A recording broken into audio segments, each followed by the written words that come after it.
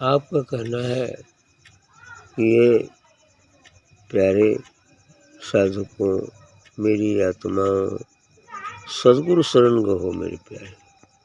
सद्गुरु की शरण में जाओ,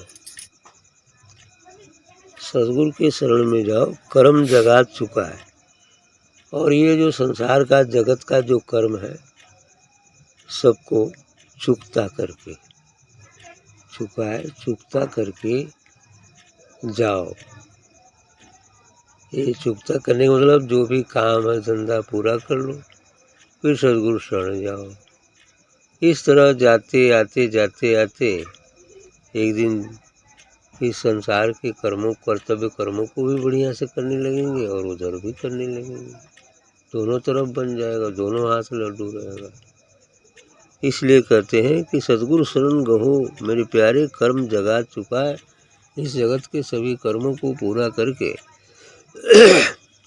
चुकता कर सद्गुरु के शरण जाओ। भूल भरम में सब जग पछता, अचरज बात न काहू स्वाय। यह संसार भूल और भरम वाली बात तो समझ जाता है। ऐसे धन कमाओ, वैसे धन कमाओ, ये काम कर लो, ये बिजनेस कर लो, इतना रुपया मिलेगा, ये सब बातें तो सब संसार वाले समझते हैं। भूल भरम में सब जग पछता, ये भूल और भरम में यह संसार बिल्कुल पचा हुआ है, उसी में लगा हुआ है पूरा। अचरज बात न काहू सा है, और जो आश्चर्य की बात है वो किसी को अच्छी नहीं लगती। जो सत्य की बात है, जो सद्गुरु की बात है, जल्दी किसी को अच्छी नहीं लगती। भागहीन सब जग माया बस, यह संपूर्ण संसार माया की बसीभूत होकर भाग्यहीन हो गया है। भागहीन सब जग माया बस, यह निर्मल गति कोई न पाए। यह संसार सब भाग्यहीन है। भले वो संसार के धन का अंबार लगा ले, अट्टालिका पर अट्टालिका उठा ले, लेकिन भाग्यहीन, क्योंकि मनुष्य जीवन का वो लक्ष्य नहीं है। भाग्य से, प्रारब्ध से जो मिल जाता है वो ठीक है, मिल गया है, अच्छी बात है, लेकिन उसी में घुल मिल करके रह जाना और अपने निज स्वरूप अर्थात सद्गुरु की तरफ न जाना, सद्गुरु का ख्याल न करना, ये भूल है। जो मिला है भाग्य में, प्रारब्ध में, उसका उपयोग करो प्रेम पूर्वक, कोई बात नहीं है, लेकिन उसी का हो के रह जाओ, ये अच्छी बात नहीं। इसलिए कहते हैं कि भाग्यहीन सब जग माया बस, मैंने ये संसार भाग्यहीन है, जो माया के वशीभूत है। यह निर्मल गति कोई न पाए, लेकिन यह जो निर्मल गति है,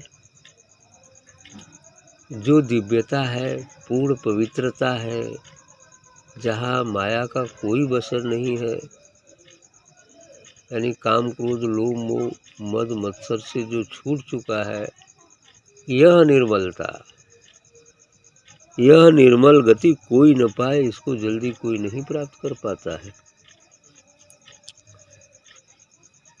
तो कह रहे जिन पर दया आदि करता की, जिन पर दया आदि करता की, सो यह अमृत पीवन चाहे। अब ये अमृत, यह दिव्य प्रकाश, अमर रस, अमृत रस, वही पी सकता है जिसकी आदि करता अर्थात उस परम ब्रह्म परमात्मा जो अनाम है, निर्वाण है, उसकी कृपा जिस पर होती है, तब यह पीने की इच्छा करता है मात्र। पीवन चाहे, वह पीना चाहता है, और इसी चाह, यही चाह उसे एक दिन स्वयं अमृत बनाएगी। क्योंकि चाह नहीं रहेगी तो कैसे कोई पिएगा। तो चाह पैदा करता है वो आदि शक्ति, जिनकी अति क्योंकि कहा है ना, बड़ी भाग पाए सत्संगा, है ना, क्या है, बड़ी भाग जब उदय होती है तो सत्संग मिलता है। हरि अनंत हरि कथा अनंता, बिन हरि कृपा मिले ना संता। हरि अनंत है, यह परमात्मा जो हर जगह है, हरि है, जो हर जगह रहने वाला है, हरि, वह परमात्मा, वह नाम ये अनंत है। हरि अनंत, हरि कथा अनंता, और उसकी कथा भी अनंत है। चाहे कितनों कथा कहा जाए फिर भी रोज नया ही लगता है, पुराना लगता है। जितनी भी कथा कहो सब नया ही हो जाता है। और कहते कहते वेद भी, चारों वेद भी थक गया तो कह दिया नहीं थी, नहीं थी। वही अनंतता का द्योतक है कि हरि अनंत, हरि कथा अनंता, अबिन हरि कृपा मिले न संता। जब सदगुरु की कृपा, सदगुरु तभी मिलता है जब उस परमात्मा की कृपा होती है, जब उस आदि ब्रह्म की कृपा होती है तभी संत सदगुरु मिलते हैं। और मिलने के बाद जो यदि छोड़ देते हैं या उसको ध्यान नहीं देते तो उनका दुर्भाग्य है। इसलिए कहते हैं कि जिन पर दया आदि कर्ता की, जो आदि करता है, जो सबको पैदा करने वाला है, सभी अन्य ब्रह्मांडों को, ओंकार को, सभी अन्य ब्रह्मांड था, सभी अन्य ब्रह्मांडों में रहने वाले ब्रह्मा विष्णु महेश, देवतागण, यक्ष किन्नर गंधर्व, साथ ही मृत्यु लोक के जड़ और चेतन प्राणी, सबको पैदा करने वाला वही एकमात्र पूर्ण ब्रह्म है। इसलिए कहते हैं कि जिन पर दया आदि करता कि सो यह अमृत पीवन चाहे, वो इस अमृत को पीना चाहता है, सबके बस का नहीं है। करे कहाँ लग महिमा कहूँ इस गति को, बिरले गुरुमुख चीन्हता है। कह रहे कि सदगुरु की महिमा का वर्णन कहाँ तक करो, इसका कोई बिरले गुरुमुख व्यक्ति ही सदगुरु को पहचान पाता है। जो गुरुमुख व्यक्ति है, जो ईश्वर की तरफ चलता है, सदगुरु को तरफ चलता है, वही उसके वास्तविक स्वरूप को पहचान पाता है।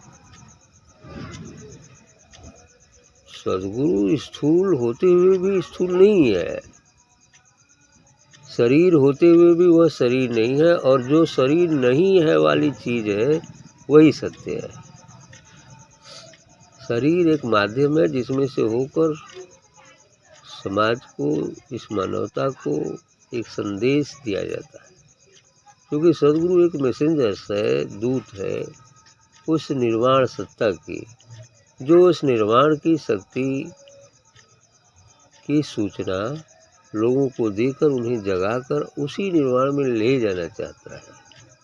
क्योंकि असली घर तो जीव का वही है।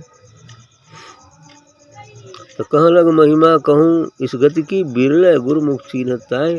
कोई बिरले गुरुमुख व्यक्ति जो ईश्वर की तरफ चलने वाला है वो गुरुमुख, जो संसार की तरफ चलने वाला है वो मनमुख। गुरुमुख और मनमुख में यही अंतर है। ये संसारी जन मनमुख है, जो मन कहता है वो करते हैं, और साधक गुरुमुख है, जो गुरु कहते हैं वो करते हैं, है ना। तो गुरुमुख और मनमुख में यही सगुणा और निगुणा होता है। जो गुरु कर लिया है वो सगुणा कहा जाता है, भक्त कहा जाता है, सगुरु कहा जाता है, गुरुमुख कहा जाता है। जो नहीं किया है वो मनमुख कहा जाता है, निर्गुण कहा जाता है। निगुण मतलब निर्गुण नहीं, वो निर्गुण नहीं, निगुण मतलब वो गुरु नहीं किया, निर्गुरा, है ना। सगुरा निगुरा, है ना। गुरु जिनने कर लिया है सगुरु हो गया, जो नहीं किया है निर्गुण हो गया, निगुरु हो गया। ये है। पशु और शब्दों में क्या तो कहते हैं, ध्यान दें। सकठिया भगतिया ऐसा कुछ होता है ना।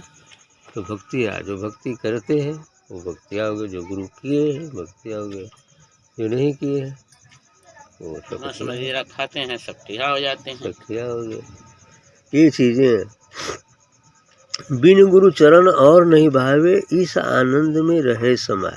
जब कोई सदगुरु कर लेता है तब उसका गुण बता रहे कि बिन गुरु चरण और नहीं भावे। गुरु के चरण, गुरु की शरण के अलावा और उसके और कोई अच्छी चीज नहीं लगती, क्योंकि उसका आनंद उस अमृत रस, उस अमृत फैज का मिल जाता है।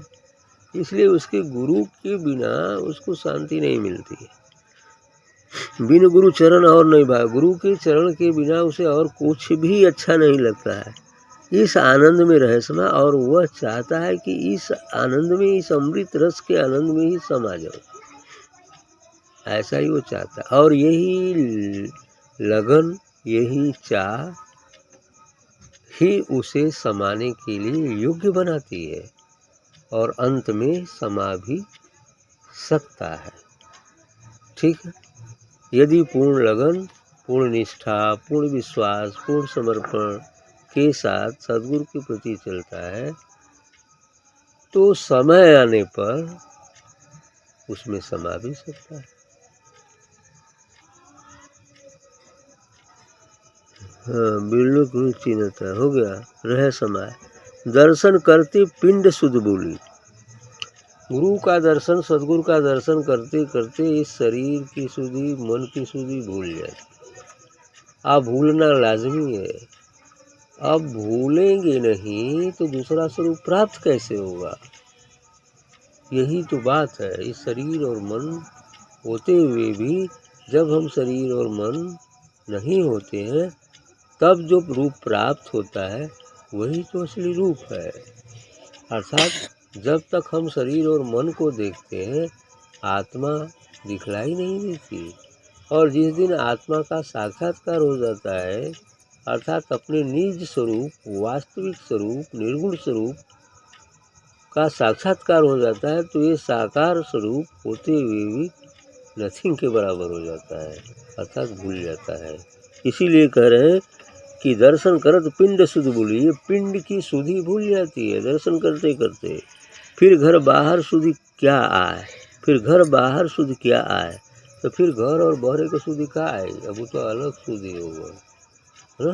ये संसार का सुधि के घर ही ना भर बहरे ही करे के अब कुल सुधि भुला गई। लेकिन फिर भी वह कर्तव्य कर्मों को करता रहता है। वह दोनों जगह रहता है, वहाँ भी रहता है, यहाँ भी रहता है, बीच में भी रहता है? हर जगह का काम वो करता है।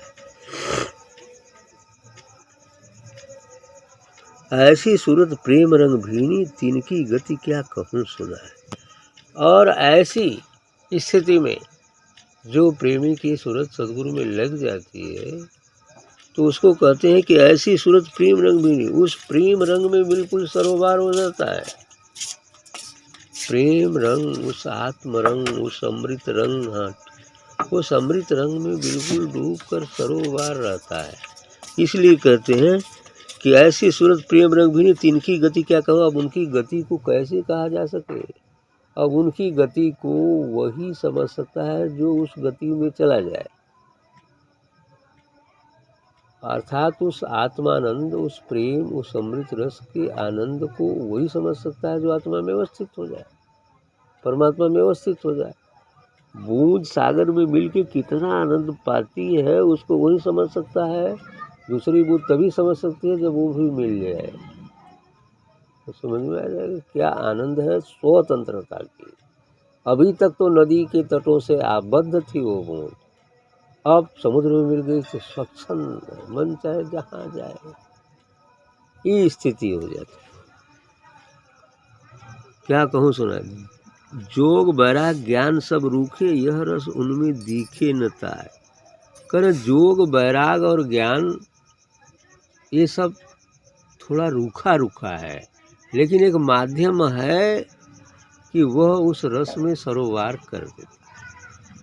साधना, ध्यान, सत्संग ये कुछ भी है, एक माध्यम है, और इस माध्यम से चलकर ही हम उस अमृत सागर में, मानसरोवर में स्नान कर सकते हैं, क्योंकि ये सब माध्यम है पहुंचाने के। अंत में जब उसमें लीन हो गया तब किसका ध्यान करे, कौन ध्यान करे और किसका ध्यान करे। बूंद सागर में जब मिल गई तो बूंद बची ही नहीं कि सागर का ध्यान करे। सागर किसका ध्यान करेगा? तो सभी बूंदें उसी में समाहित हैं। ये चीजें हो जाती हैं। बड़ भागी कोई बिरला प्रेमी, तीन यह नियामत मिली अधिकार। कह रहे बड़ा भागी वे लोग हैं जो बिरला होते हैं, लाखों करोड़ों में एक आप बिरला होते हैं, वही बड़े भागी हैं। बड़ भागी कोई बिरला प्रेमी, कोई बिरला प्रेमी ही ऐसा बड़ भागी होता है। तीन यह नियामत मिले का, जिनको यह नियामत अर्थात यह साक्षात्कार, यह अमृत रस का पान मिलता है। राधा स्वामी कह सुनाई, यह आरत कोई गुरमुख गाए। तो राधा स्वामी कहते हैं कि भाई ये जो आरती है, जो सदगुरु की तरफ अपनी दृष्टि को घुमाना है, ये आरती, ये भी एक आरती, मन से ही आरती हो जाएगी। तो यह आरत कोई गुरमुख गाए, कोई गुरमुख व्यक्ति ही गा सकता है। सबके समझ में ये नहीं आएगा, ठीक है।